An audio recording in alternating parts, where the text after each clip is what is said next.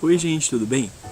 Eu sou o Diogo Salviano, psicólogo clínico, e hoje estou aqui em Monte Alegre do Sul para conversar com vocês sobre um aspecto da psicanálise que a gente chama de identificação projetiva. A identificação projetiva é um conceito da psicanálise que eu gosto muito, que me chama muita atenção e que eu vejo acontecer muito na clínica. Também vou aproveitar para discutir onde essa identificação projetiva aparece. Como eu estou num cenário bastante diferente hoje, né? Quer dizer, eu estou num cenário de iluminação natural, eu estou num lugar aberto, não esperem que esse vídeo fique maravilhoso, assim, em questão de iluminação, tá? Porque, como vocês sabem, a iluminação natural é maravilhosa, mas ela muda bastante, então pode ser que vocês tenham alguma surpresa aí com relação a isso, tá bom? O que seria então essa identificação projetiva? A identificação projetiva é um conceito que a gente usa na psicanálise kleiniana, onde a gente diz que o indivíduo, né, uma pessoa,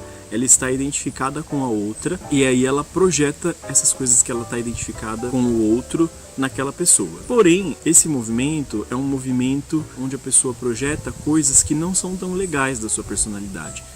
Então, eu me identifico com aquilo que o outro tem e que não é legal, e aí eu projeto no outro, eu jogo esses comportamentos pro outro, como uma maneira de me limpar dessa coisa ruim. Por exemplo, eu conheço uma pessoa que joga lixo no chão, e eu também jogo lixo no chão. Aí o que eu faço? Como ambos jogamos lixo no chão, eu me identifico com essa característica do outro, mas eu sei que é uma coisa errada, eu sei que é uma coisa que não é certa. Então, o que eu faço?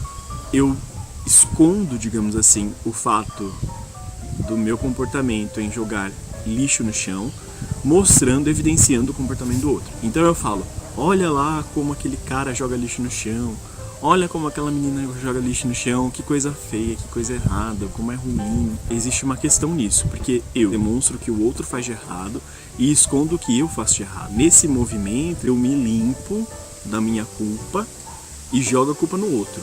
Eu desvio o olhar do julgamento, mostrando, evidenciando o erro que eu tenho no outro. Isso é uma coisa muito comum, a gente faz muito no dia a dia, isso acontece muito na clínica. É um comportamento que a gente chama de defesa, né? É uma maneira do ego se defender. Então as pessoas elas fazem isso para se defender. É um mecanismo de defesa que a gente tem, um mecanismo psíquico de defesa. Porém, ao mesmo tempo que esse mecanismo de defesa nos defende dessa situação, ele é primitivo. Então ele faz a gente se defender, mas ao mesmo tempo a gente não lida com essa situação diretamente. Ao invés de eu aprender a não jogar lixo no chão, né, eu não aprendo a não jogar lixo no chão. Eu falo que o outro não joga lixo, ninguém olha para esse meu comportamento, eu escondo essa característica, esse defeito que eu tenho, né? E aí eu continuo fazendo. Quer dizer, isso é bom? Não, não é bom, porque eu continuo jogando lixo no chão, eu continuo poluindo as ruas e eu não lido diretamente com esse meu problema, né? Eu simplesmente escondo ele, evidenciando no outro essa característica.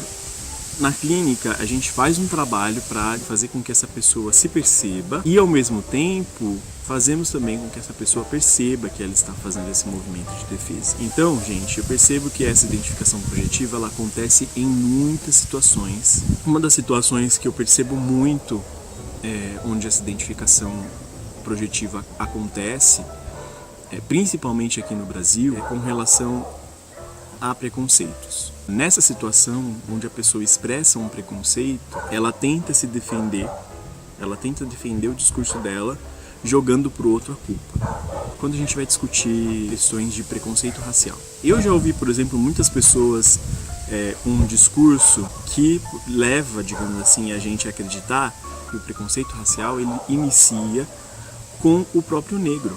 As pessoas negras elas ficam tão ligadas nesse discurso racial que elas mesmas são as causadoras do próprio preconceito racial. Não, não é isso, né? A gente sabe que existe toda uma estrutura social que leva, né, a sociedade a marginalizar as pessoas negras, né? E isso não vem de hoje, isso é uma questão histórica mesmo, né?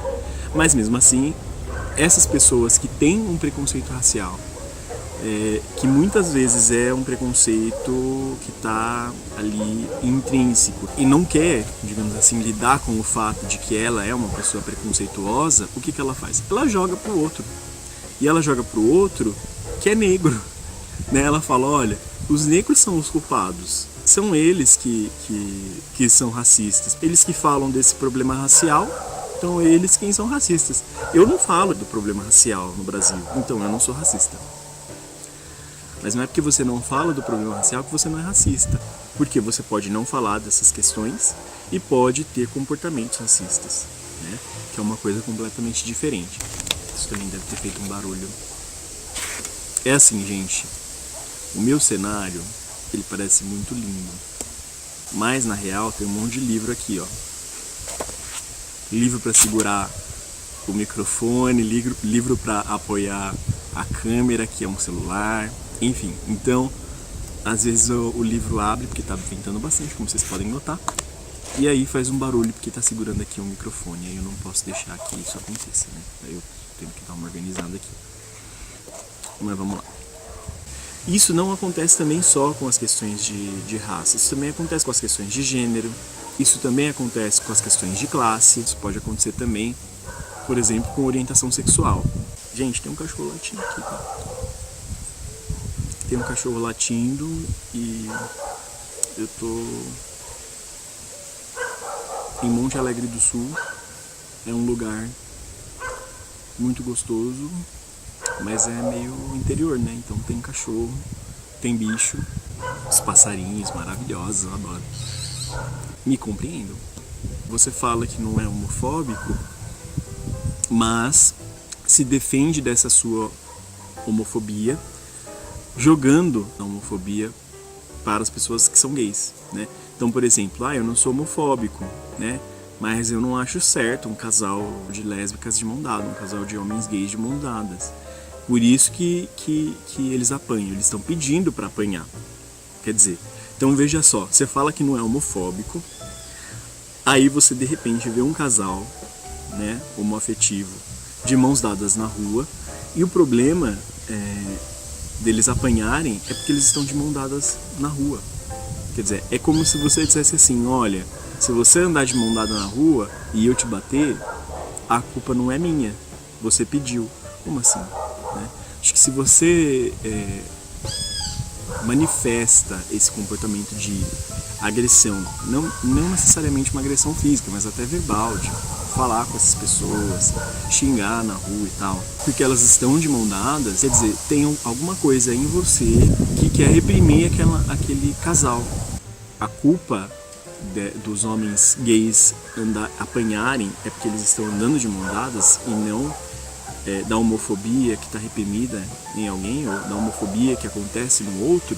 Você limpa essa homofobia jogando a culpa para as pessoas que andam de mão dada, né? Como se o problema fosse andar de mão dada.